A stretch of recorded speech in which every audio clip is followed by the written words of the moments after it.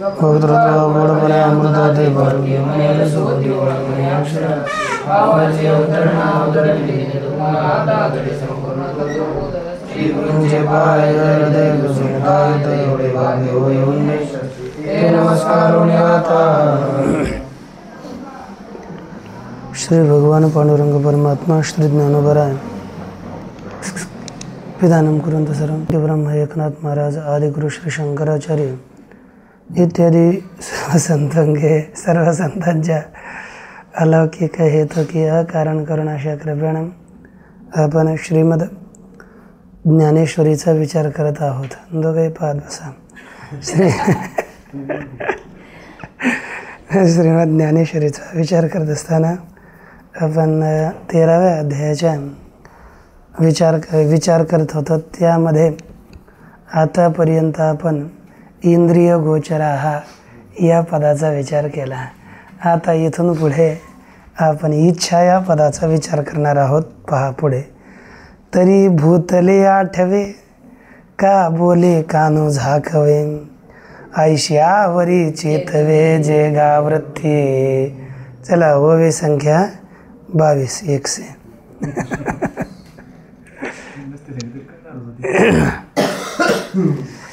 तरी भूतले आठवे.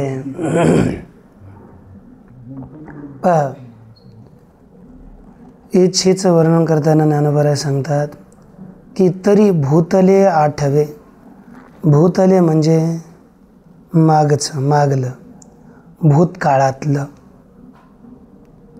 भूतले आठवे का बोले कानो झाकवे किंवा कानू. कानू म्हणजे कान. शब्द कानावर पडताच. दुसरे काय आहे का न झाकवे.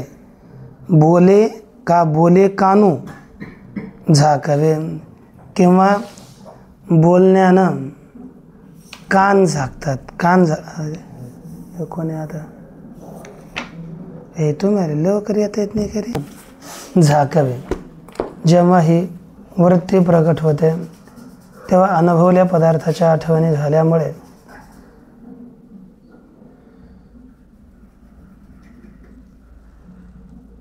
बोलण्याने कानू झाकवे. इथे कानू झाकवेचा यांचा काय अर्थ करता आपलं पाहिजे की बोले कान झाकावे, बोले कानू झाकावे यांनी अर्थ केला पूर्वी अनुभवलेल्या पदार्थाच्या आठवणी होण्यामुळे. बरं ठीक, त्या आठवणी झाल्या तर एवढ्यानं काय होतं. भूतले आठवे. आठवणे का बोले कानू झाकवे किंवा दुसऱ्याच्या मुखातून एखाद्या वस्तूचे कान भरून वर्णन ऐकल्यामुळे. पण बोलण्याने झाकवे काय. ऐश्यावरी जी वृत्तिगत चितवे आणि आशामध्ये ऐकल्यामुळे जी वृत्ती अभिव्यक्त जागृत व प्रकाशित होते. मला झाकवेचा पहा. कानू झाकवे, बोले कानू झाकवे. हे काय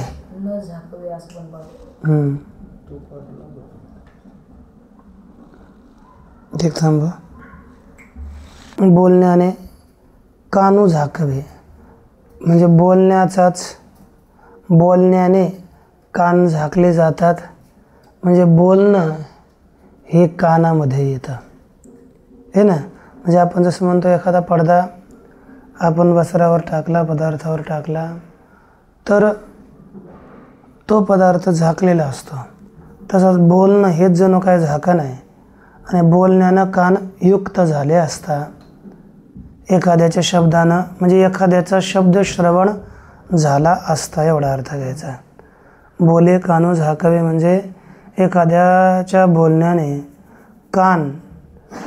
एखाद्याचं बोलणं कानावर पडलं असता. पूर्वीच्या झालेल्या गोष्टीच्या आठवणीने आणि एखाद्याचं आता इच्छा ही कधी प्रकट होते. दोनच. आपण काल गुलाबजामू खाल्ले, म्हणजे महिन्यानं खाल्ले. मग त्याची आता आठवण झाली. मग भूतले आठवे आणि बोलण्यानं कानयुक्त झाले, दुसऱ्यांचं श्रवण घडलं. समजा मोबाईल किती अँड्रॉइड निघाला समजा कोणता, आपल्याला माहीत नाही. पहिला 5G होता, आता 6G निघाला नाही, मी काढला आहे ना. मग असा अरे 6G मोबाईल निघाला आणि त्याची रेंज फार चांगली राहते, त्याचा क्वालिटी चांगली आहे, सगळंच चांगलं आहे असं जर ऐकलं तर यांच्याकडे पैसे आहेत तर लगेच इच्छा होते, जाऊ दे हे विकून टाकू, आपण दुसरा घेऊ. मग बोलण्यानं कान जर युक्त झाले तरी जी वृत्ती अभिव्यक्त होते. हां, आता सुरू केलं का? पहा, यामध्ये सांगतात की ही जी वृत्ती अभिव्यक्त होते तिलाच इच्छा म्हणतात. तेच लिहिलं, तरी भूतले आठवे का बोले कानो झाकवे, ऐशियावरी आशानंतर जेगा वृत्ती चेतवे. जी वृत्ती चेतते, प्रगट होते, अभिव्यक्त होते. इंद्रिया विषयांच्या भेटी सरीसीच जेगा उठे, कामाची बाहुटी धरुनिया. इंद्रिया आणि विषयांची भेट झाली असता, अरे अर्जुना, त्याबरोबर भेट सरीसीच, इंद्रिय आणि विषयांच्या भेटीबरोबरच जी वृत्ती कामाची बाहुटी धरुनिया उठी. कामाची बाहुटी, बाहुटी म्हणजे हात, आता बाहू म्हणजे हात है ना. जी वृत्ती कामाचा हात धरून उठते आणि वृद्धिंगत होते, म्हणजे कामाला पुढे घेऊन चालते. म्हणजे विषयाभिलाष प्रगट करून चालते. जियेचेने उठले पणे मना सैंघ धावणे, न रिगावे तेथ करणे तोंडे सुती. जी वृत्ती प्रगट झाली असता, जी वृत्ती उद्भवली असता, जियेचेने उठलेपणे मना सैंघ धावणे. मन हे निरंतर सैंघ, सैंघ म्हणजे इकडे पुष्कळ फार, धावणे निरंतर सैंघ धावतं. न रिगावे तेथ करणे तोंडे सुते. आणि ज्या विषयांचा उपभोग घेऊ नये, ज्यामध्ये आपलं थोबाड घालू नये, त्या ठिकाणी इंद्रिय आपले तोंड थोबाड तिथे घालतात. म्हणजे ज्या विषयाचा उपभोग घेऊ नये त्या विषयांचा हे विषय इंद्रिय उपभोग करतात. परंतु जी वृत्ती उठली तर इच्छा झाली, काय खाऊ नये, कांदा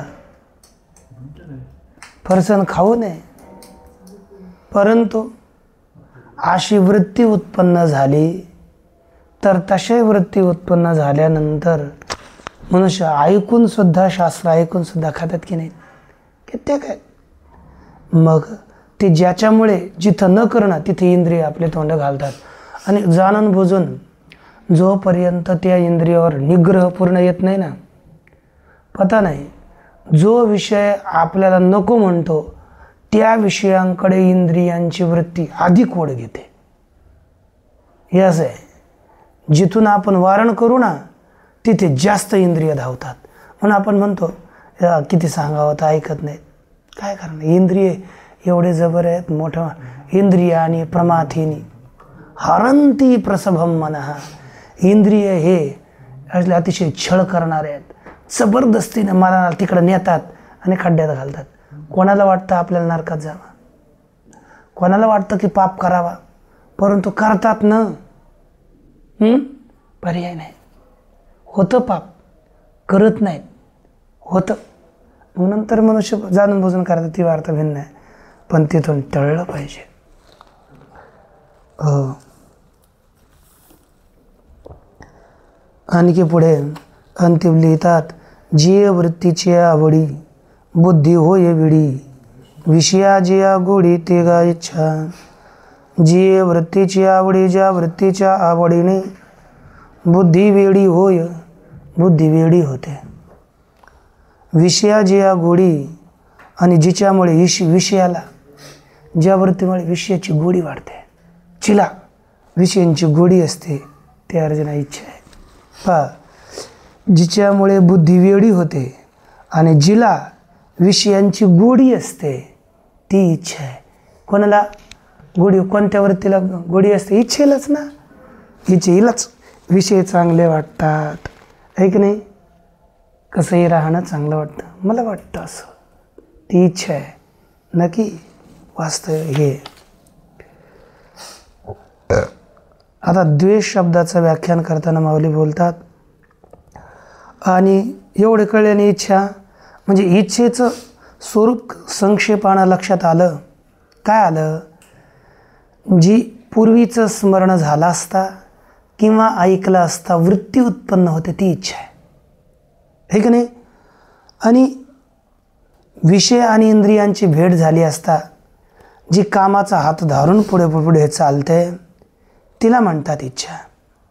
आणि जी उत्पन्न झाली असता मन इकडं तिकडं धावतं आणि इंद्रिय जिथे न जावे तेथे जातात, आणि जिच्यामुळे बुद्धी वेडी होते, जिला विषयांची प्रीती आहे, ती इच्छा आहे.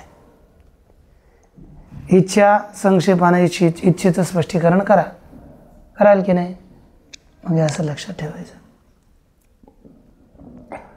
सुख, आता यावरी सुख ते एवं विध देख, द्वेष राहिला. आणि इच्छलिया सांगडे इंद्रिया मिशन जोडे, ऐसा जोडाव पडे तोची द्वेषू.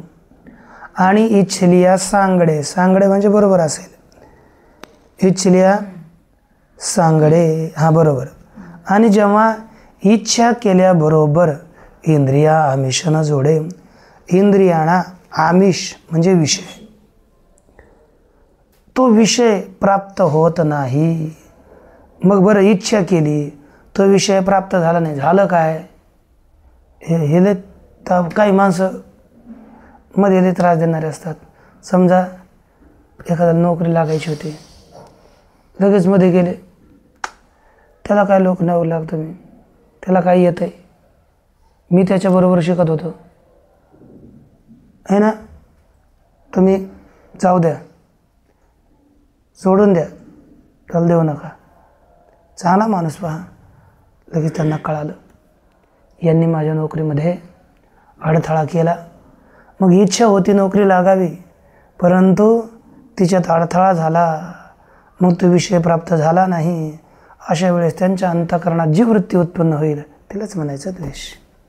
एक दुसऱ्याच्या आहे ना. ऐसा जो डाव पडे, ऐसा डाव पडे म्हणजे अशी जी स्थिती, म्हणजे तो असं करणार का काय लयच आहे ना, अशी जी स्थिती निर्माण होते तिलाच द्वेष असं म्हटलं जातं. बरं, सुख काय आहे?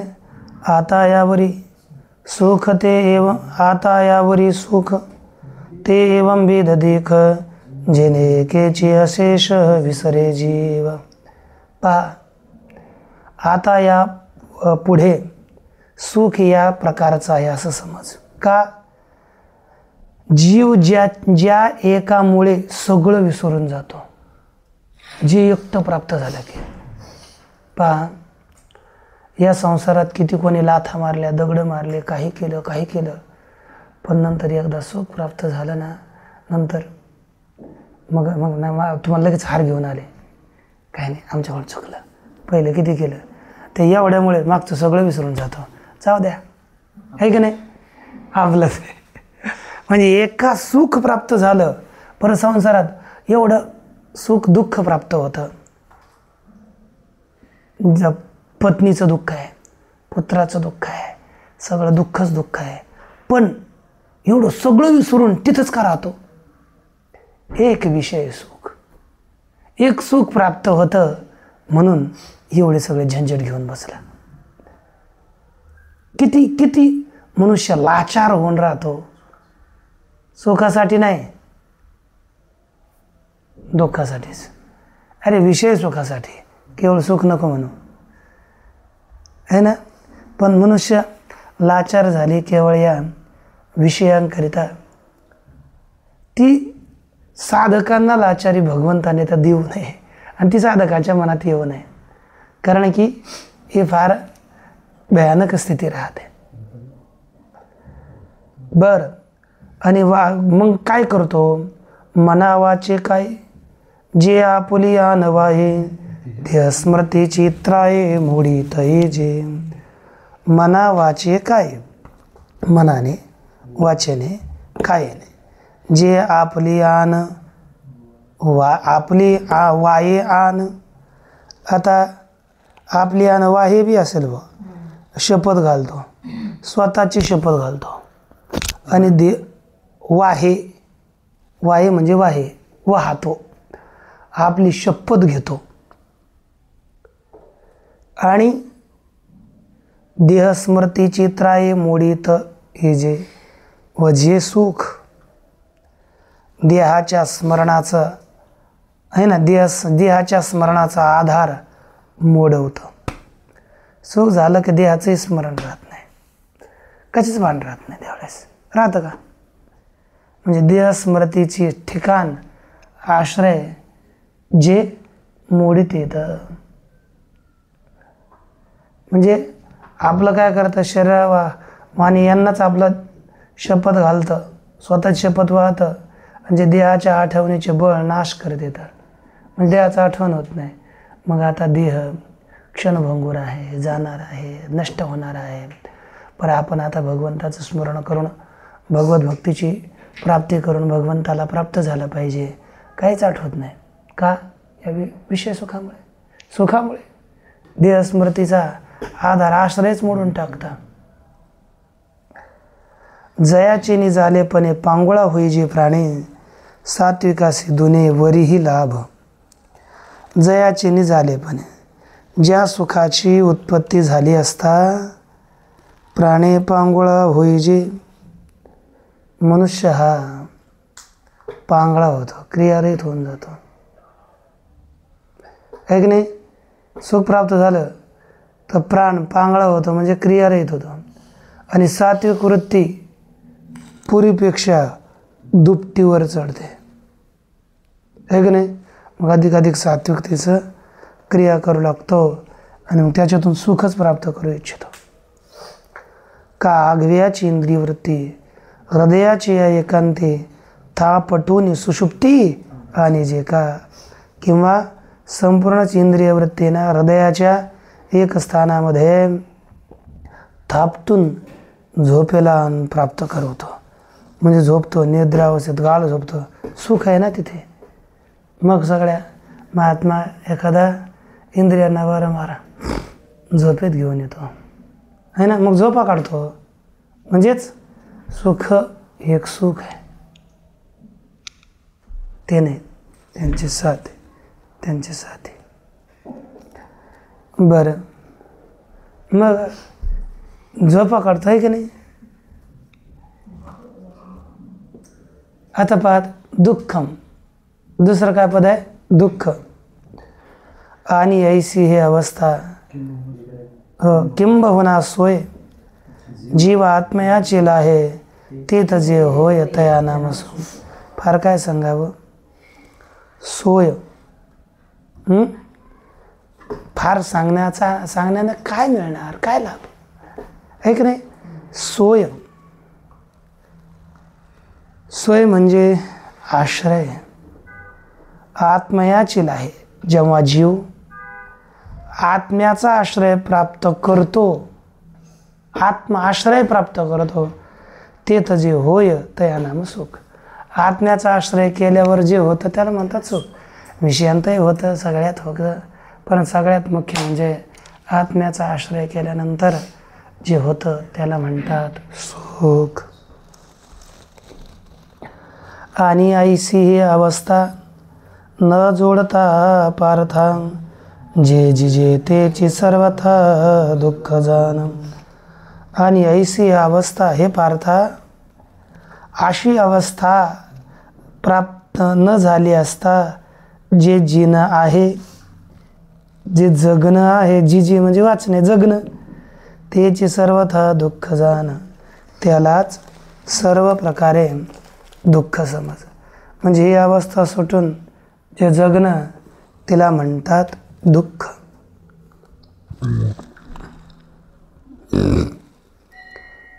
ते मनोरथ संगीन होय, हे रवी सिद्धी गेलीची आहे, हे दोन्हीची उपाय सुखदुःखांचे. ते मनोरथांबरोबर होत नाही. म्हणजे वासनायुक्त स्थितीत सुख होत नाही, वासनारहित स्थितीत सुख होत असते. म्हणजे मनोरथामध्ये जे होत नाही, हे रवी सिद्धी गेलीची आहे.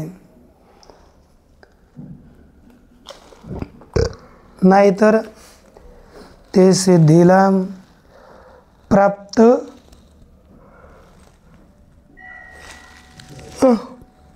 झालेलंच आहे. म्हणजे मनोरथाच्या संगतीने म्हणजे इच्छावृत्तीने उत्पन्न झाली तर त्यामुळे जे सुख होत नाही. आणि हे रवी कल्पना इच्छा नाहीशी झाल्यावर हे रवी गेलेची सिद्ध आहे. कल्पना निवृत्त झाली रे झाली तर ते सुख स्वतः सिद्ध आहे. हे दोन्हीचे उपाय सुखदुःखांचे. हे दोनच उपाय सुखदुःखा करतायत. मनोरथ करणं दुःखाचं कारण आणि मनोरथ सोडून देणं सुखाचं कारण. आपण संकल्पना विकल्पना करू लागलो, हे असं केलं तर असं होईल, असं झालं तर असं होईल, आणि तसं काय होत नाही आणि मग सुख काय प्राप्त होत नाही. यालाच काय म्हणतात, हे दुःख आहे. आणि संकल्प अधिक सोडून देणं हेच नाम सुख आहे. ठीक ना. अच्छा, पुढे भगवान बोलतात की ऐक बाबा, चेतना शब्दाचा अर्थ आता असंगा साक्षीभूता देही चैतन्याची जे सत्ता ते नामपंड स्वतः चेतना येत. आता असंगा साक्षीभूता, आता जो असंग आहे, संगरहित आहे, साक्षरूप आहे, अशाला देही चैतन्याची जी सत्ता, अशाला देहामध्ये जी चैतन्याची सत्ता येते ती नाम पंडसुता चेतना येतं. हे पंडसुता अर्जुना, तिला काय म्हटलं जातं, चेतना. साक्षीरूपी देहात जी चैतन्याची सत्ता तिलाच म्हणायचं चेतना. मग ती कशी असते पहा, जे नखवनी केशवरी उभी जागे शरीरे जेते अवस्थांतरी पालटेना. हे अर्जुना, जी नखापासून तर केशापर्यंत जी जागृत शरीरामध्ये असते, मग जी तीनही अवस्थामध्ये बदलत नाही. कारण चेतना कुठे राहते, जीव असल्यावर मनुष्य देह चेतनच वाटतो ना. मग तीनही अवस्थामध्ये ही चेतना बदलत नाही. मन बुद्ध्यादी आघवी जियेचे निटवटवी प्रकृती वन माधवी सदाचे जे मन बुद्ध्यादी आघवी जियेचे सदा टवटवी, ज्या चेतनेमुळे मन बुद्धी इत्यादी सर्व टवटवीत असतात. म्हणजे असे मेल्यानंतर जशी स्थिती होते तशी नाही, हे टवटवीत एकदम आनंद प्रफुल्लित असतात. बरं, नंतर ती प्रकृती वन माधवी सदाची जी, ज्याप्रमाणे एखादी, आता इथं लिहिलं, मायारूपी वनाला जणू काय निरंतरचाही वसंत ऋतूच आहे. प्रकृतीरूपी वनामध्ये ही है ना, प्रकृती मायारूपी वनात, प्रकृतीरूपी वनात ही चेतना जणू काय वसंत ऋतू आहे. म्हणजे वनात वसंत ऋतूचा प्रवेश झाला तरी उन्हाळ्यात काय आहे ना, पावसाळ्यात काय आणि हिवाळ्यात काय, भर उन्हाळ्यात टवटवीत असते. पण आपल्यात नाही. आता त्याला काय करावं है ना, टवटवीत असते. नाही तुम्ही आले म्हणा, वसंत ऋतू सुरू झाला. आता बरं आहे. जडाजडी हंशी राहते ते सरीशी, ते चेतनागातसे लटके नाही. जड आणि अजड, चेतन आणि जड अचेतन या दोघही अंशामध्ये जे सरीशी राहते, जे सारख्या रूपाने फिरत राहते, संचार करते, ते चेतनागातसी, हे तेच चेतना आहे असं तुला सांगतो. लटके नाही, यात खोटं नाही. तिला म्हणतात चेतना, हे खोटं नाही आहे. पैराव परिवार नेने आज्ञाची परचक्र जिने, का चंद्राचेने पूर्णपणे सिंधू भरते. पैराव परिवार नेने, परंतु राव म्हणजे राजा परिवाराला जाणत नाही. त्या आहे की नाही, सगळा परिवार किती आहे, कसा आहे, कोठ किती मोठा आहे, आपला राज्य किती मोठं आहे, राजाला काय माहिती. आज्ञाची परचक्र जिने आहे की नाही, परंतु त्यानं आज्ञा केली आणि दुसऱ्याने आपल्या याच्यावर जर कोणी आक्रमण केलं तर त्याची आज्ञाच सर्वाला जिंकून टाकते. आहे की नाही, जशी राजाची आज्ञाच ही चेतना आहे. तसंच का चंद्राचे पूर्णपणे सिंधू भरते, किंवा चंद्राच्या सत्तेनं केवळ या समुद्राला भरती येते, तसंच या ठिकाणी समुद्राला भरती आहे. जशी समुद्राला भरती येते तशी जिच्यामुळे हे सर्व देहादिक कार्य करतात ती चेतना आहे. त्याला काय म्हणतात, चेतना. नाना भ्रामकाचे सन्निधानी लोह करी सचेतन, का सूर्यसंग जन चेष्टवेगा. अरे अर्जुना, नाना म्हणजे किंवा, नाना म्हणजे अनेक नाही, नाना म्हणजे किंवा. भ्रामकाचे सन्निधान, भ्रामक म्हणजे लोहचुंबक, लोहचुंबकाची जवळीकता है ना. लोह सचेतन करी, लोखंडाला है ना, चुंबक आणलं ते लोखंड तिकडं हलू लागतं. काय प्रभाव आहे ना. हे लोखंड काहीच करत नाही. नाही, चुंबक काहीच करत नाही तरी लोखंड हलतं, आहे की नाही. तशीच परमात्म्यामध्ये शक्ती आहे. त्याच्या सन्निधानानं तो काहीच करत नाही, परंतु त्याच्या सन्निधानानं प्रकृती क्रियाशील होते आणि क्रियाशील झाली की ती काम करायला लागते. जसं लोहचुंबकाच्या सन्निधीमध्ये हे सगळं लोखंड काम करायला लगेच फिरायला वगैरे लागतं. तुम्ही काय होत आहे, तसंच या ठिकाणी समजायचं.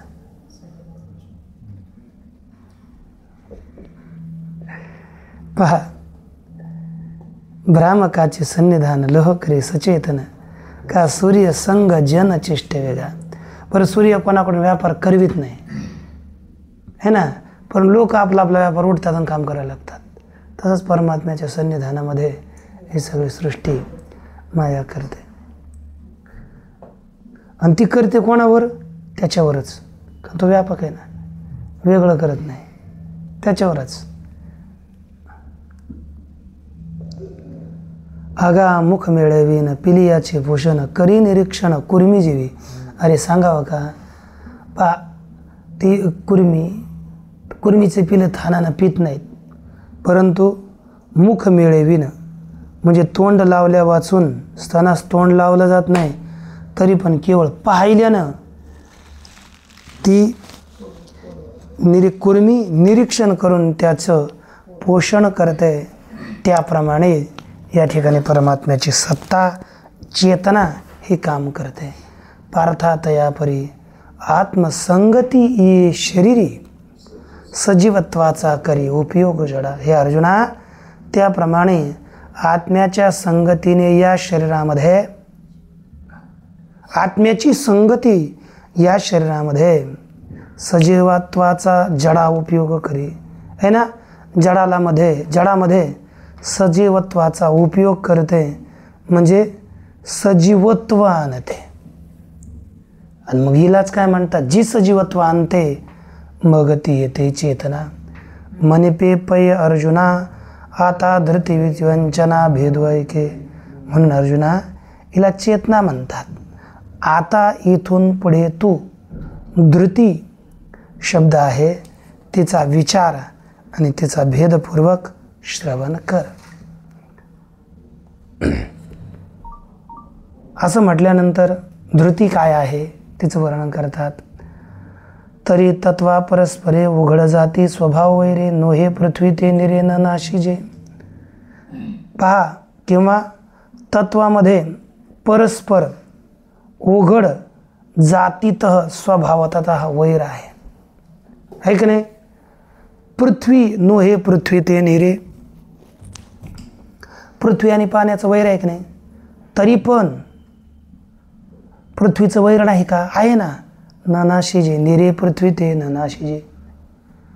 पाण्याकडून पृथ्वीचा नाश केला जात नाही का, हे धैर्य आहे. धृतीने त्यांना धारण केलं आहे. निराते आटी तेज, तेजा वायुशी झुंज आणि गगन ते सहज वायुशी बक्षे. पा, पृथ्वी ते निरे न नाशिजे नोहे, नाशिजे न नोहे. पृथ्वीनं पाण्याचा नाश केला जात नाही का, पाण्याने पृथ्वीचा नाश केला जात नाही का, केला जातो ना. निराते आटी तेज, पाण्याला तेज आठवतं. तेज वायुशी, तेजाला वायू नष्ट करतो. आणि गगन ते सहज वायुशी भक्षी, गगन आकाश हे वायूचं भक्षण करतो. तेवीची कोणीही वेळे आणि आपण काही सयाही न मिळे आ तरी कोणी वेगळे आकाश आहे. त्याचप्रमाणे कोणत्या वेळेत आपण कशाशीच मिळत नाही, कशाशी संबंध येत नाही आणि आ तरी कोणी वेगळे एकटं आकाश राहतं. परंतु असं जरी विरुद्ध असलं तरी पण ऐशी पाचही भूते न सहते एकमेकाते.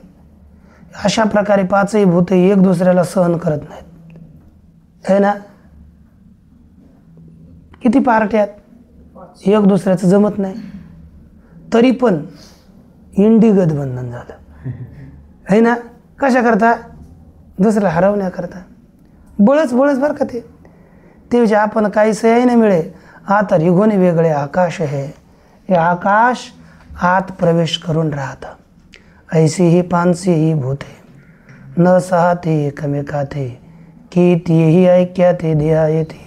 अशा प्रकारे पाच सुद्धा भूतं एक दुसऱ्याला सहन करत नाहीत, ते सुद्धा या देहामध्ये एकत्वाला प्राप्त होतात, है की नाही. आणि एकत्र येऊन राहतात देहामध्ये. द्वंद्वाची उकी विकी सोडून वस्ती एकी एक एकाते पोखी निजवणेगा. अरे अर्जुना, हे सगळा भेदभाव सोडून, वादविवाद सोडून एका ठिकाणी राहतात आणि एक दुसऱ्याला पुष्ट करतात. हे पाचही भूत देहामध्ये. या प्रकारे ज्याच्यामुळे होतं, ऐसे न मिळे तया साजने चाले धैर्य जेणे. झाली की आताच पहा, ऐसे न मिळे तया साजने. आशे जे एकत्र येत नाहीत स्वभाव वैरामुळे, आणि त्यांना मैत्रीत्व घालणं, त्यांना एकत्र करणं. चाले जेणे धैर्य, ज्या धैर्यानं हे चालतं, आहे ना. ती नाम मी म्हणे धृती पैगा. हे अर्जुना, तिला मी धैर्य असं म्हणतो. या प्रकारे सगळ्या तत्वांचं वर्णन केलं. पुढचा विचार नंतर. ओम पूर्णमदः पूर्णमिदं पूर्णमादाय पूर्णमेवावशिष्यते. शांती शांती.